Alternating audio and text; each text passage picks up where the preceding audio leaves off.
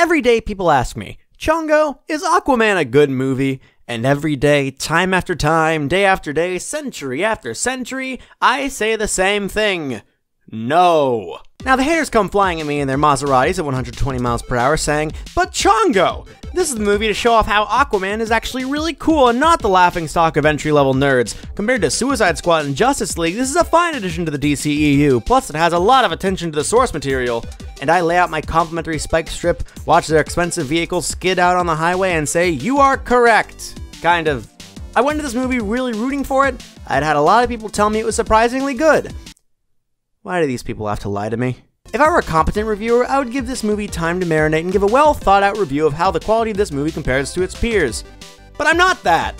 So let me say what's bad about it in this slapdash video I'm making directly after seeing the movie while asking myself why I saw it in the first place. First, what makes this a good movie? This movie can't be all bad, and it isn't.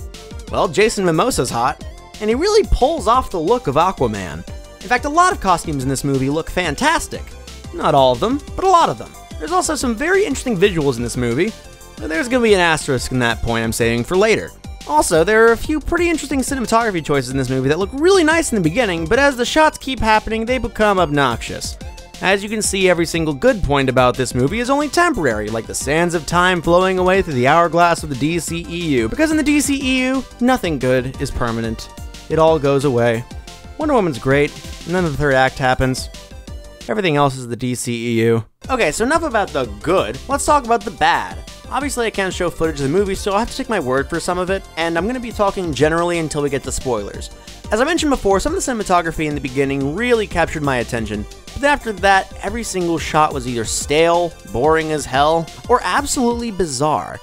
For instance, there was one shot where a young Aquaman is having an important conversation with Willem Dafoe, and it's shot to look like Willem Dafoe is some sort of fever dream that the young Aquaman was having, which is usually par for the course for Willem Dafoe, but this seemed more unintentional. Because in this movie, Willem Dafoe is probably the most boring character in the movie. Willem Dafoe! How do you make him boring? He's Willem Dafoe! But of course, everyone else in the movie was pretty lame too.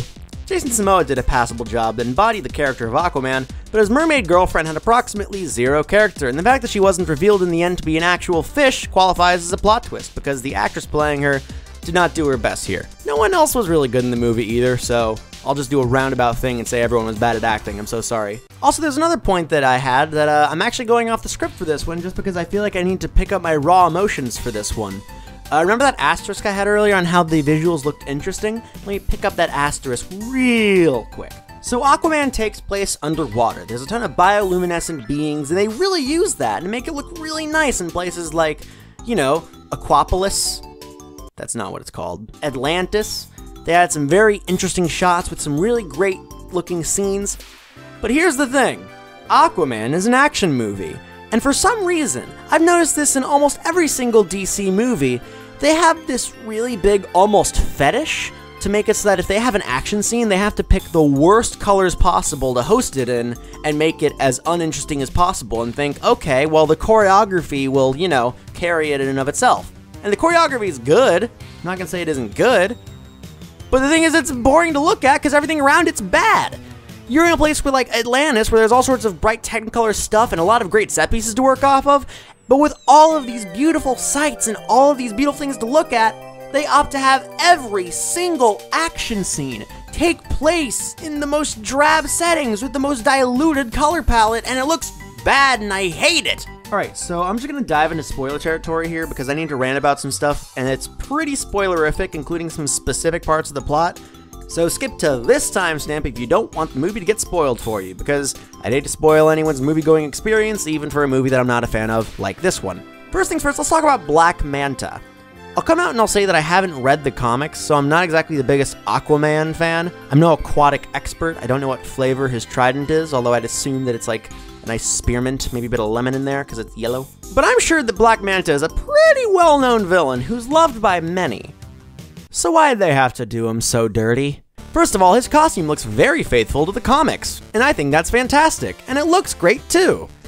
But it's really out of place, because the DCEU right now is this big grimy mess of dull colors, and now we have this guy who's got a hood that looks like a UFO. It looks cool, but it doesn't match. And if that wasn't bad enough, his place in the movie is super rough too.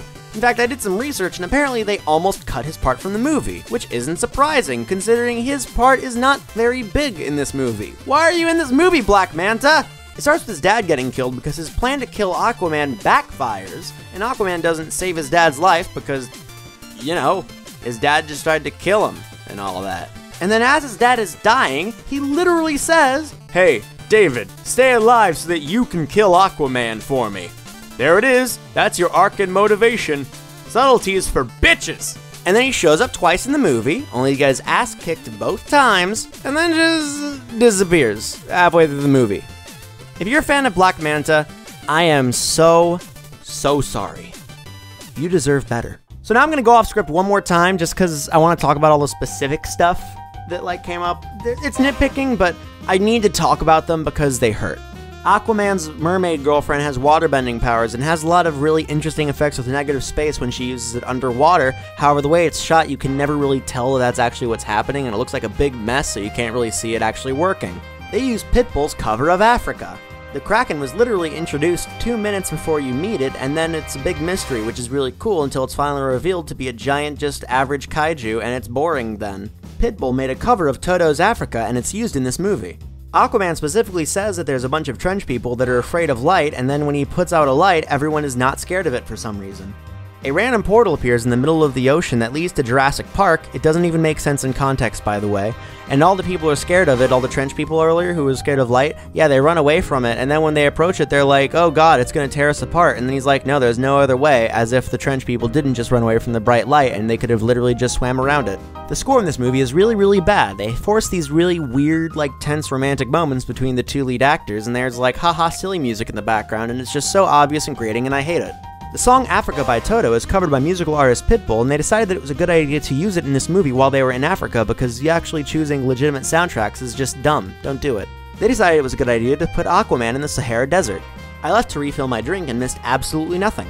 One dude's got green blood. What's up with that? If you use a random number generator on every single shot in this movie and it lands on 24, then it's going to be a shot in slow-mo. The use of it's completely random, and good luck trying to figure out when you should use it or not. I swear to God the guy from Lemmy's show is in it for about 5 seconds before he's killed, but the thing is he's not on IMDb, so I can't prove it, and I might be wrong, and that just makes me more sad. There's a shot of Aquaman walking where they decided to cut the frame rate in half for some stupid reason. It doesn't make any sense. There's nothing really special about it. It's just cut in half, because cinematography, baby.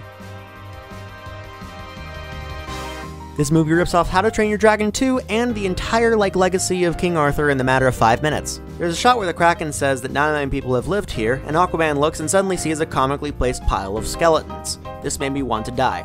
The Black Manta fight in Italy had a huge tone problem. This was the first person to actually hurt Aquaman, and you could actually see him drawing blood, and then 2 seconds later you hear him falling down with a whistle sound effect landing in a grandma's house. This movie tried to make the word Ocean Master sound dramatic. Didn't work. I'm not kidding, there was a literal dun dun dun sound effect as they were saying Ocean Master. It made us all laugh. During a scene where they're flying on a plane over in Africa, they decided to play a Pitbull cover of the song Africa by Toto, which really was not good. It made me just sit down, stare forward, and rethink my life because I just didn't know if it was worth it. I knew it was worth it because I'm living a fantastic life with fantastic people, fantastic jobs, fantastic dogs. It's really good, but that song just really drove me one step closer to just not being happy for a night.